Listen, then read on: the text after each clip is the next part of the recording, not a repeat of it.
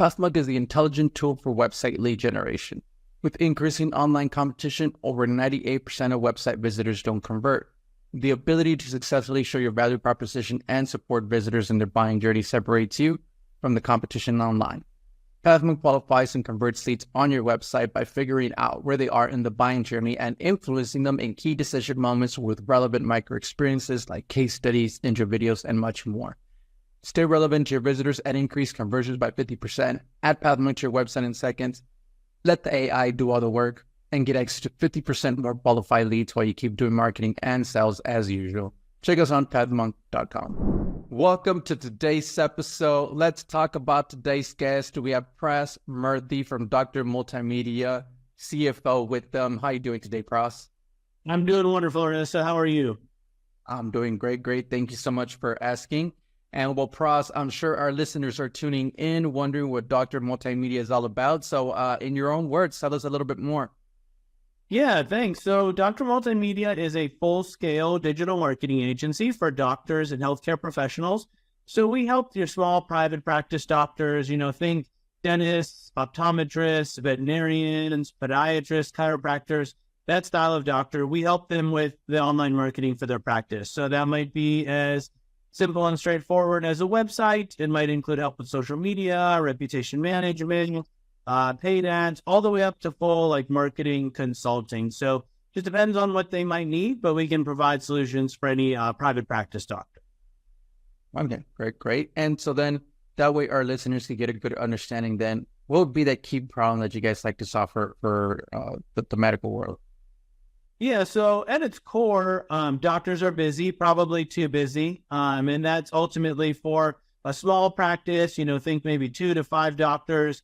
They are trying to see patients. They're trying to manage the business. Somewhere in there, they're supposed to market the business as well and help it grow. So one of the core problems we solve is just that it's pretty rare that a practice would have their own internal marketing department and/or person and combine that with website team, et cetera. So we allow doctors to not have to worry about that and outsource it, if you will, meaning outsource it from their practice to our company. And then once we get in there, of course, we're probably doing it at a higher level than they could if they even did it on their own in the first place. So many of them just don't do anything in that regard. So trying to help them be more competitive.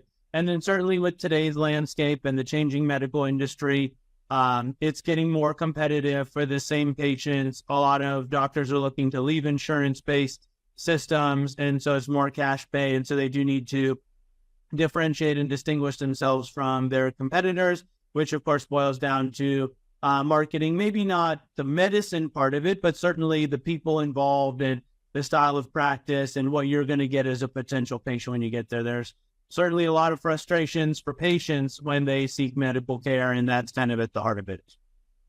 I definitely would be one of those end of the recipients, right? You want everything to go smoothly, so awesome to hear that from you. And as far as a vertical, you guys like to go with doctors, but is there specific practitioners that you guys like to go with? Is it like dental, eye care, chiropractors, or what would you say is your ideal ICP for you guys? Yeah, it's a great question. They're all very different. On one hand, you can kind of lump them all together and say they're all doctors. So of course they have similarities, but even between those, they have different personality types, different buying decisions, different tendencies. So we're a volume-based agency, so we do like to have them all. We couldn't get by without, any one of them. But depending on what you're looking at, if you're more interested in the marketing side, then certainly dental is going to be much more competitive.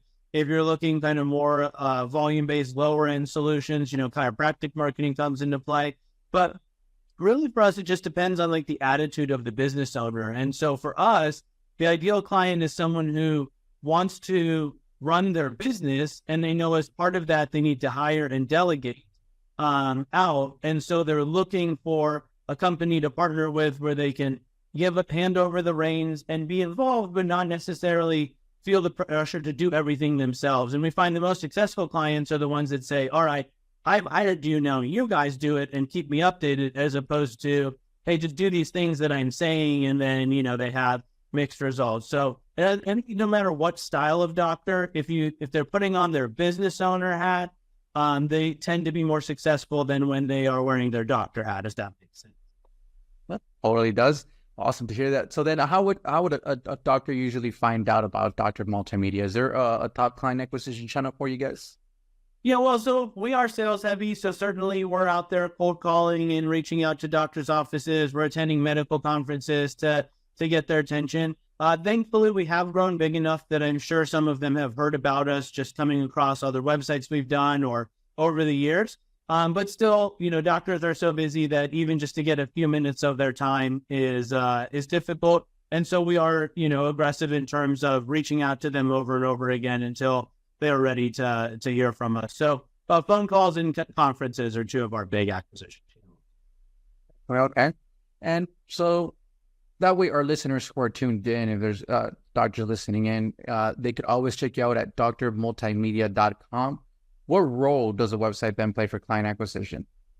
For our clients or for theirs or both? Well, for both. Yeah. Yeah. So for our website, we make it very easy. It takes about 3 seconds to fill out the contact form. If you're a doctor, you submit your information, someone's going to be calling you right away because we know they don't have much more time than that. As far as our clients, I think these days when it comes to medicine and medical websites, patients are really looking for some kind of connection. Certainly, depending on the kind of medicine, there's a lot of anxiety and fear that goes along with having to visit a doctor's office. If you think about your dentist or whatever the case may be. So, kind of my spiel is that generally speaking, I don't think patients are evaluating medical ability when they're going from one website to the next. We can't really tell what makes one doctor good and another one bad other than maybe reviews. So when they're on your website, of course, there's the basics. They need to know how to contact you, there should be a form to fill out, quick call to action, maybe an online chat. But they're also just really evaluating the practice from what we can tell, which is who the doctor is, where you're located, when you're open, what insurances you take. So the faster you get that basic information in front of the patient, the faster they can decide whether they're going to reach out to you or not. And then once they reach out to you, of course, it's your own sales process of getting them into the practice. But in my opinion, the number one thing you can do right now on a website is give them a feel for the people that are at the practice and make it a warm and inviting, looking experience. And that's more likely to draw them to pick up the phone. Obviously, you have to couple that with good reviews, but more likely to make them pick up the phone or submit their information online than just bouncing around and checking out, 4 or 5 different providers and thinking that you'll worry about it later. So the easier you make it and the faster you make it, the better chance you have. Okay, perfect. Great. So is there any tips or tools that you use in order to that you would recommend to our listeners as far as website lead generation? Yeah, well, so in our industry, luckily, it's not super cutting edge, and meaning the medical marketing industry is, behind other verticals. So we still get by on the basics. But if someone was asking me, what we use, of course, Google Analytics, the whole Google suite of services, AdWords. We like to build in WordPress for our websites. That comes with a lot of plugins that you can add for, SEO optimization. I think any marketer will tell you, it's all data driven. So whatever your preferred method of gathering the data is, I think all the tools out there are roughly equal. But of course, it's what you're doing with your data. And given that our clients are busy doctors, they don't want, for the most part, a ton of data that they have to sift through and figure out. They want the analysis of it. They want to know, okay, these are my analytics, sure, but what does that mean? Is this good? Is this bad? Is this neutral? And so a lot of times our clients aren't going to spend more than 30 or 60 seconds looking over whatever information we have to provide. So one of our challenges is, how do we make it easy to digest? How do we keep your attention on the key numbers to track? And then of course we have to watch out for if there's anything going on, deeper than that. So I would say packaging it up and having that customer service element where a client can call you and get a quick answer to their question and move on with their day, that becomes even more important in our world because they don't have 30 minutes for a meeting to talk about, the website. They have 5 minutes between patients, and we want to get that information to them so that they can review. Okay, great. Thank you so much for sharing with that knowledge with us, Pras. And well, let's switch gears a little bit and let's talk about you as a leader. You being the CFO there, going on 10 years with Doctor Multimedia, what are some key tasks you like to focus on your day-to-day work? Yeah, there's what I'd like to focus on, and then there's how the day actually goes, most of the time, of course. So I'm one of the founders here, one of the owners. So I have my hands in a little bit of everything, from managing the staff to still working with some of my original clients to doing a little bit of sales. So I'm kind of in the trenches and I do a little bit of everything. So I get pulled in whatever direction, the day goes. But I would say it's kind of just on a spectrum of business management on the one hand, doing the tasks that nobody else can do. And then on the other hand, trying to make sure our overall company and system is as good as they can be. So that comes down to a lot of teaching.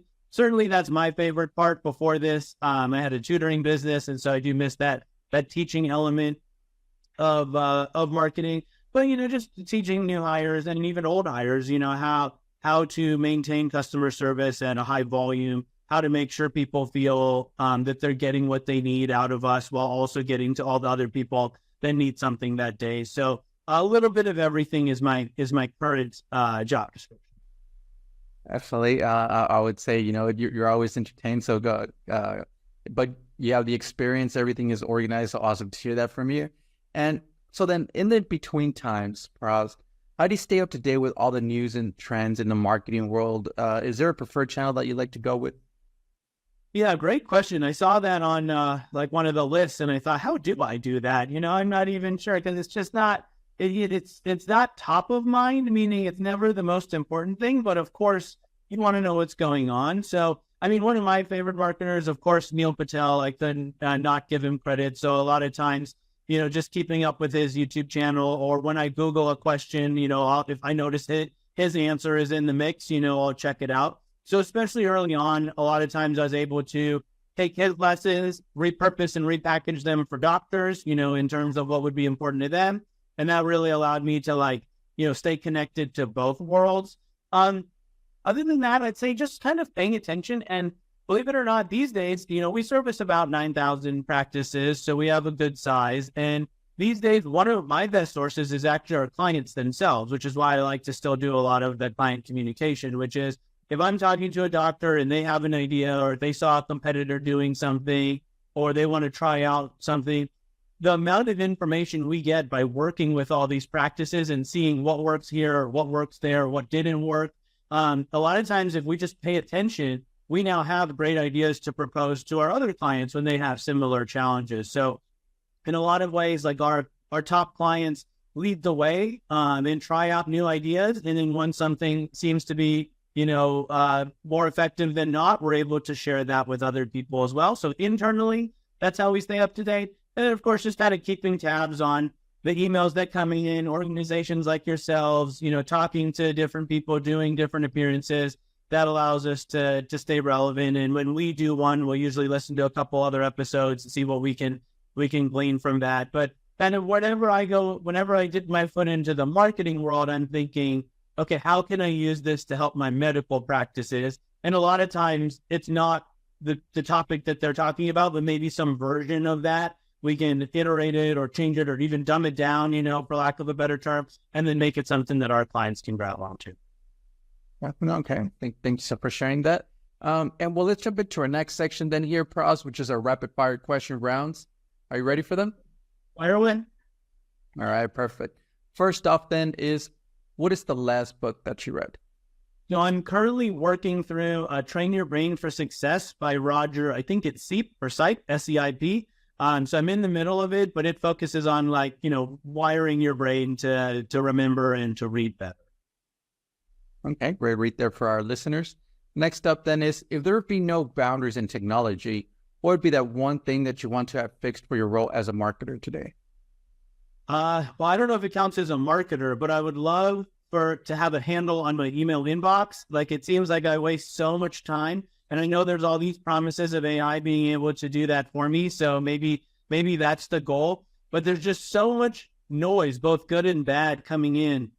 And I file it all away and I get my inbox to zero, as fast as I can.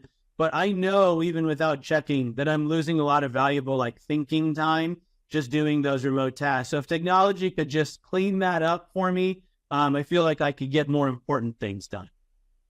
Yeah. Okay. Great. Thanks for sharing that. And well, then lastly, Pras, I mean, you have the experience already, but what would be that one piece of advice that you would give yourself if you were to restart your journey as a marketer today? Yeah, that was an interesting one that that I remember reading over a couple times. If it depends, I guess if I'm thinking of myself truly as a marketer, which I know is your target audience, I think I would tell myself, like, absorb the information that's out there quickly, and move on to kind of the next topic. Like 10 years ago, it was a little different, but now certainly you can go down a rabbit hole on any search. You can watch 10 YouTube videos that are the same thing. So I think it's easy to get lost in just the education of it, but just absorbing it as quickly as you can, or pulling out like one lesson from the video that you watch and then implementing that as fast as you can so you can see if it's doing what everyone says it's going to do or not. So that's, kind of equates to speed over everything or do everything as quickly as possible. I would tell myself, like, just try all these things and figure out what works and doesn't work for our client and move on. And just the more mistakes you make, the better. And I think that would be fine. And I think it's easy to get bogged down. From the business point of view, like as the owner of a digital marketing agency, I think we've done a good job of this, but I would still tell myself about go back, just focus on sales and then high level customer service. Like there's a lot of features and sizzle and functionality that you can spend a lot of time and energy and money, trying to figure out for your clients. But ultimately, of course, you need to be acquiring clients, and that's the sales piece. And then I think they just need a good customer service experience. And I think that wins out over like fancy features and metrics. And I think sometimes marketers who love the marketing side, they're so engrossed in their world that they sometimes forget that their client doesn't care nearly as much as they do. And so they get kind of confused because they might have better marketing techniques and they might have better tools, and yet they lose out to companies that just take better care of their clients, or maybe offer it at more tolerable prices. And at least for us as a growth, like those are two things that we always try to focus on, is as long as when someone calls us or emails us, they have a positive experience, that's going to make up for any gaps that we have from between us and the top marketers of the world. Is because, ultimately that's what our clients don't need that specific. Excellent. Okay, great. Thank you so much for those insights for our listeners. And well, Pras, we are coming to the end of our show today, but before we do end, I do want to give you the last word.